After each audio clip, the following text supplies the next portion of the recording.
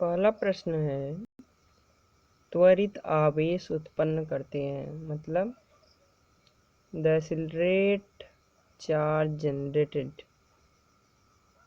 Alpha rays, gamma rays, beta rays and EMW, electromagnetic waves.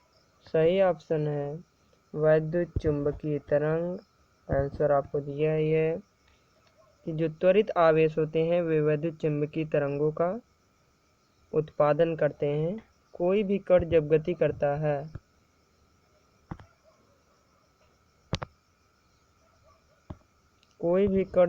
करता है तो वह एनर्जी रेडिएट करता है, उत्सर्जित करता है।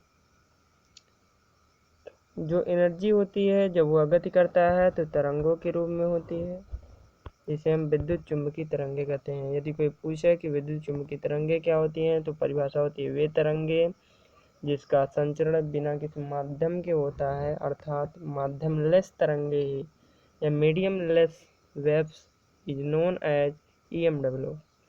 दूसरा है, 30 अंश पर आवेशित कण चुंबकीय क्षेत्र में प्रवेश करता है तो उस पथ कैसा होता है। 30 डिग्री सेल्सियस नहीं है, 30 अंश है।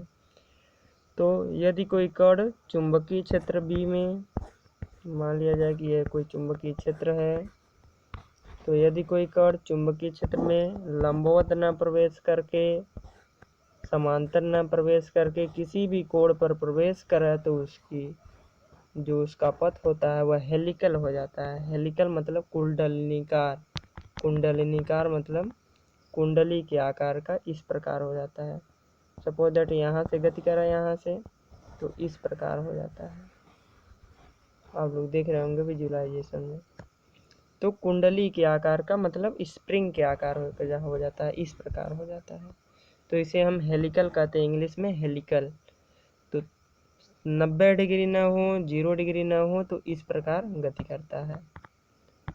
यदि 90 डिग्री हो, यदि कोई प्रश्न में आए कि आवेशित कण चुंबकीय क्षेत्र में लंबवत प्रवेश करे या 90 डिग्री पर प्रवेश करे, तो 90 डिग्री पर जब कोई कण प्रवेश करता है तो वह वृत्ताकार पथ का अनुसरण करता है, वृत्ताकार पथ का, ठीक, वह वृत्ताकार पथ का अनुसरण करता है। और जब 0 अंश पर प्रवेश करता है तो बिना विचलित हुए सीधे गमन कर जाता है। तो इस क्वेश्चन से आपको इतनी जानकारी मिलती है।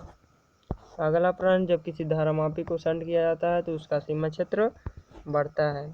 शंट किया जाता है मतलब कि उसके शंट मतलब समांतर क्रम में सूक्ष्म प्रतिरोध, शंट मतलब समांतर क्रम में सूक्ष्म प्रतिरोध, इसे हम शंट कहते हैं। यहाँ कोई धारामापी लगी हो, जैसे